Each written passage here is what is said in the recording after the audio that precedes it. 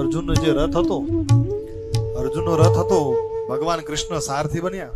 એ પણ અદ્ભુત કથા છે કે ભગવાન સારથી બન્યા અને 18 દિવસનું યુદ્ધ પૂરું થયું, જય જયકાર થયો, વિજય થયો. અને વિજય મળ્યું ને અભિમાન આવ્યું અર્જુનને કે જોયું આપણે બધાને પરાસ્ત કર્યા.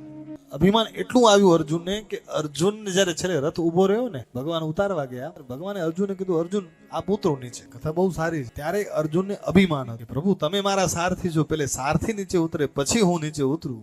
અર્જુન કે ભગવાન કે અર્જુન તમે નીચે ઉતરો. અર્જુન ઘણીવાર વિચારે છે, ભગવાન આજે આજ્ઞા આપે છે અર્જુન તમે નીચે ઉતરો.